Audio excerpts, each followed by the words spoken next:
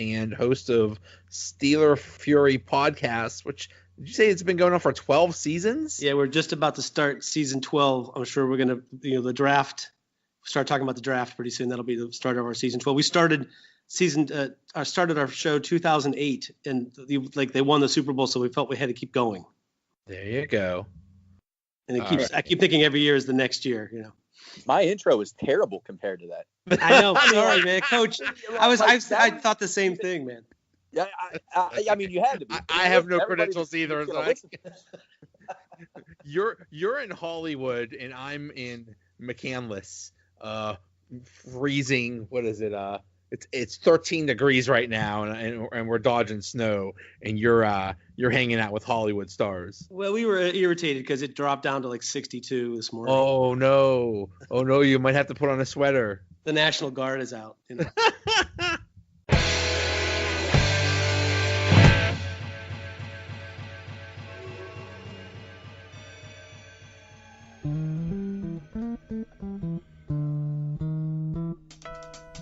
What's going on, everybody? Welcome to another episode of the Donut Bag, part of the Pulse Podcast Network and the Pod Hub Network. In this episode, it's the return of our Dollars to Donuts segment, where me and Coach Warzu make our best bets for the weekend.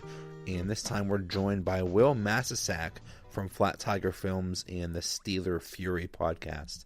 Since he has a Steelers-related podcast, we talked about the latest going on with the Antonio Brown and the Steelers. More craziness. The dude is photoshopping himself on other teams. It's crazy. Anyway, the Donut Bag starts right now. Okay, now once again for our Dollars to Donuts segment. We actually have a name for it now. With me, as always, is Coach Warzu. How you doing? Hey, what's up, guys? And this week, our guest is Wil Masisak. I guess I should have asked you that before we started. Is it Masisak? I'll tell you what, man. You did perfectly. That's okay. Rarity. Okay. It happens like once in a blue moon. You just did it. You nailed it. See, it's like some kind of weird moon right now. Maybe that's why. I'm so used to my name getting mangled that I have sympathy, I guess.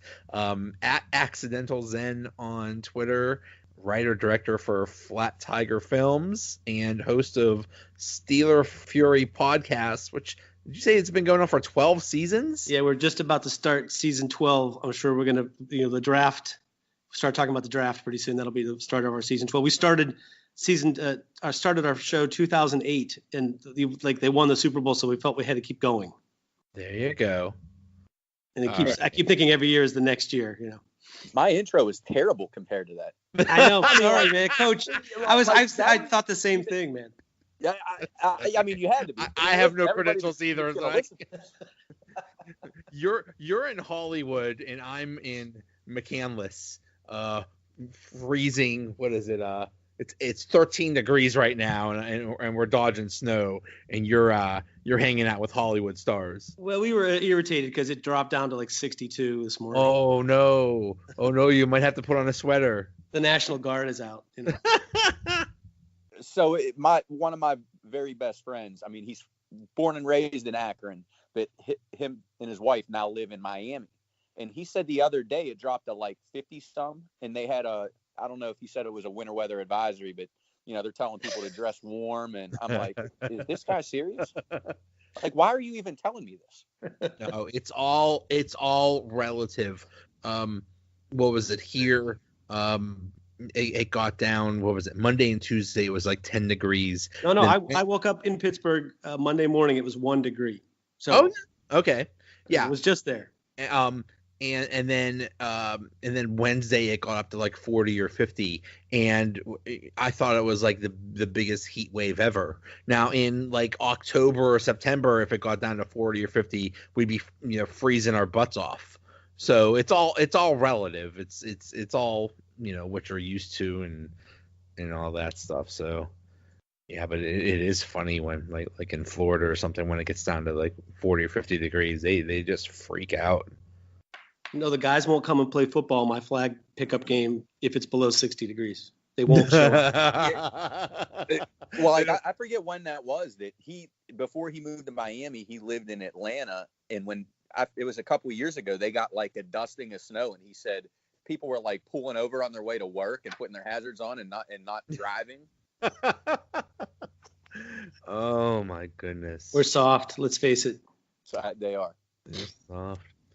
All right. Well, before we talk about our picks, let's talk about the Steelers. I figured we were going to talk about it. Oh, is there something going on? I haven't been paying attention. Oh my goodness. Oh my. First of all, he learned how to use Photoshop. He's at Turks and Caicos or wherever he is. I guess he got bored. It might have been raining one day. Learns Photoshop, and now he's going to town. I've never seen that. I've never seen a player Photoshop their body, their jersey, their body on another team's. Wait a minute. Joe. Sorry to interrupt, but to be clear, the person who actually photoshopped that picture is the same person who threw the furniture over the balcony. I can't remember his name, but he also claimed to do that. It wasn't Antonio Brown. Oh, because our theory is that it wasn't. It's the dude that's taking the fall for Antonio Brown for the furniture. Trust me, he wouldn't do the heavy lifting. Antonio Brown is not using Photoshop. Trust me. There's no coding going on with Antonio Brown. He's not. He's not on a computer working Photoshop I feel like he's sitting poolside with like the girls fanning him, and somebody is sitting next to him with a laptop, and he's telling them what to do. Hey, I got a scoop for you guys. It wasn't Antonio Brown who threw the furniture or Photoshop things. It was Ronald. Ronald. Yeah. Call me Ronald. It's alter ego Ronald. Oh. I think Ronald did it was Ronald Ocean. That's right. Ronald Ocean. I was wondering if you'd be able to pull that. Yeah, good job. I don't know. I mean, here's the thing. The funniest thing is, either of you surprised if he's in a Steelers uniform week 1 next year? I'm shocked. At this point, I'd be honestly, shocked. I wouldn't be surprised. Yeah, me neither. I personally think that's about the only path open to them is for him to come back, but it's just going to have to be a drama for months till we get to that point. You think so? No, you don't think? I just think at the end of the day, there's going to be some team that is willing to do something. But the question still remains, like, is Colbert and the Rooneys, like, are they going to get cold feet? This is such a weird situation. You can't bring him back at this point. Every day it just looks worse and worse on both sides. Coming out and defending him. But his problem isn't with the teammates exactly. They seem to be okay. This latest thing today, the ESPN thing, makes me think it's really about Tomlin. Oh yeah, this is about him and Tomlin, which is hard to believe considering the amount of leash that he gets. But well, here's my theory. I've mentioned this, man, I don't even know how many weeks ago this was. I think that kind of Colbert and Rooney, or maybe just Rooney, kind of has Tomlin handcuffed. Is what he can say and do to AB. I think Tomlin wants to discipline him. And I think when he says this stuff, I think that's what I think. Maybe. I mean, this is the quote from Tomlin today. We'll tolerate it now because of what he brings on the field, but the minute production stops, you don't overlook it. I think he's kind of subtly saying that, like, he's not going to say anything because while he's tearing it up because the Rooneys are letting him do this. But man, if he stops producing on the field, I'm going to break code and say something. Forget what the Rooneys say. Oh, let AB go, I think that's kind of how it is.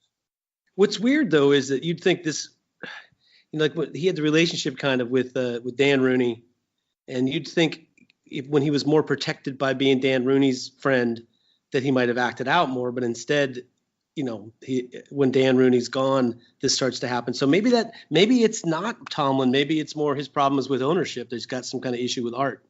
Or Ben. So I don't. Yeah, well, but it doesn't seem. I mean, their teammates are all swearing up and down that that's not what the problem is. Yeah. You know what? It's like the equivalent. It's like the equivalent of your teacher is out on jury duty for 5 days and the substitute's in there. Man, everybody's acting up. Right. This is like the old man Rooney dies. It's like he was like the sensei, and now the sub is in here, and I feel like he's so far removed from daily operations and football operations, so far, and I don't even think he really cares about winning at the end of the day. Well, Coach, he's not a football guy. I mean, that's the difference between Dan Rooney and Art Rooney the second, or as we like to refer to him, Eddie Munster Rooney, because he has that haircut. Yeah. But he was not a football guy. They sent him off to business school. He's a lawyer or whatever. I just don't think that kind of person can ever have the same respect on the team, although it works in other franchises. But I felt like when we had a football guy, that made a difference to the players. It's a huge test for how they're going to, for what he does. I mean, everybody's looking at Rooney and seeing, how are you going to handle this? And it's just not good. It's I mean, you almost have to trade him at this point. And there's, let me put it this way, there's 30 other teams. There is no way in hell he's being traded to the 49ers. He's not going to the 49ers. He's not going to New England. I think those are givens. Right. We can eliminate those teams. I don't know. I just feel like they would have to. They can't give him away.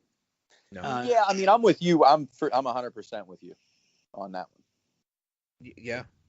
I mean, it's possible. What is it? We're talking about end of January. They can't even do anything until the beginning of March anyway. So who knows what's going to happen in the next 6 weeks? But, and I mean, this every day, every week, this takes more twists and turns, and we learn more stuff. And Antonio Brown just does more crazy things, and an interview is coming at some point. At some point, he's going to talk. Probably T.O. or Chad Johnson is going to conduct the interview or something. And I gave my sleeper team, on here, and I really thought it was a solid destination. And Arians comes out and says all that goofy stuff. What was that? Right. Days later. I mean, and I'm like, man, I thought we maybe could have, got a Brait or a Deshaun Jackson plus that, what pick did they had? Number 5 pick in the something like that, in the second round. Yeah. Because there's no way. I don't think there's any chance that we're getting the top, a top half of the first round pick for Antonio Brown. I think the only deal I can see happening is Pat Peterson, because it doesn't make your team any weaker. It just changes where your strength is for the Steelers, and it sort of serves both teams a little bit. But the problem with getting a Peterson is his salary is pretty high, and they're going to take a salary hit with this whole trade.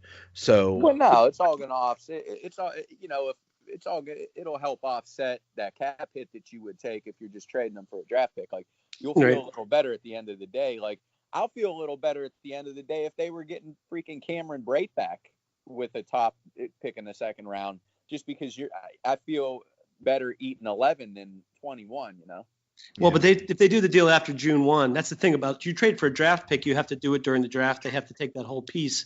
If they do it after June 1st, they could do a trade player for player. Could have a deal set up, a wink deal that all of a sudden, hey, on draft, Right. Yeah, I mean this article says one league exec classified Brown's trade market as small but strong. You know what? I love it. At the end of the day, if you have the cap space, you try to trade for the guy. We're talking one of the best wide receivers in the league. I mean, really, he would be perfect for the 49ers, but that's just not happening. No. Unless the 49ers just gave him some crazy offer. And I mean, what do you think the 49ers are thinking right now? The Raiders are always in play. I mean, look, the Raiders are always in play. They got Mayock and Gruden running the show right now, and they got multiple picks in the back end of the first round. Yeah. And they're stupid. And well, I was going to say that. And Antonio Brown has been on another TV show, so he does qualify to be on the Raiders because they only get people from TV shows.